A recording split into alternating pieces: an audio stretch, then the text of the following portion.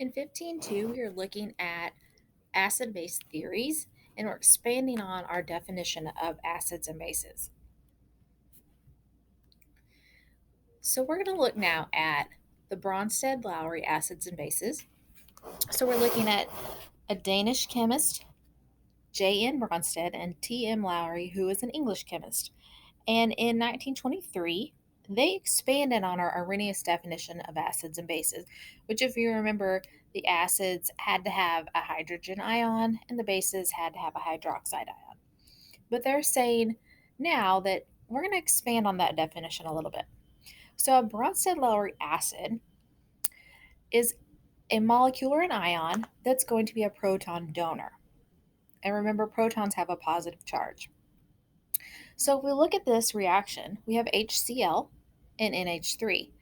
HCl could break off the H plus, which would be a proton basically, and give that to the NH3 to become NH4 positive.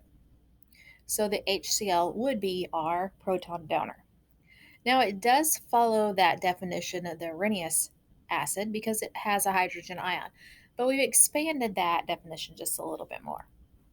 A Bronsted-Lowry base is going to be a proton acceptor.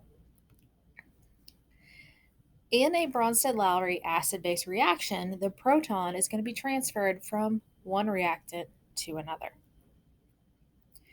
If we have a monoprotic acid, that acid can only donate one hydrogen molecule. So when you're looking at the acid, it's just going to have one hydrogen involved. Polyprotic acids are going to be acids that can donate two hydrogen ions. Polyprotic are going to donate multiple, and therefore diprotic are going to be specifically two protons. Triprotic are going to be specifically three protons. So if we look at this, these are what we call ionizations. So an ionization is basically like a phase where you're going to take a hydrogen ion or a proton off of the acid and it's going to attach to water. So when we start off, we have H3PO4. If we remove one of those hydrogen ions, or we could say protons, and we add it to the water, then it becomes H3O positive because we've removed a hydrogen. And you can see it goes from H3PO4 to H2PO4 negative because we took off that positive charge. Then if we take that H2PO4 negative and we ionize it again, take off another H plus that gets transferred to the water to become H3O positive.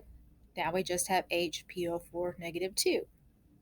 And if we take that HPO4 negative 2, take off another hydrogen, add it to the water, then we end up with PO4 negative 3. So each time you can see we've taken off an H plus and we've resulted in a product with one less hydrogen ion each time. And so each of these are ionizations. So we have first ionization, second ionization, and third ionization. Lewis acids and bases. This expanded on Bronsted-Lowry even more than the original Arrhenius. So the chemist Lewis was actually an American chemist, and he was the same guy that when we talked about Lewis structures earlier in the year, he was the same Lewis that developed those. And here the definition focuses more on electron pairs rather than protons. So if it's a Lewis acid, it's going to accept a pair of electrons. And so we can see here we've got H plus and NH3. And that hydrogen is accepting electrons from the NH3. This is the broadest of all the acid definitions because it includes hydrogen ions, it focuses on protons and electrons. So it encompasses even more acids that would be considered acids under either of the other definitions. And then finally, a Lewis base is something that donates that pair of electrons.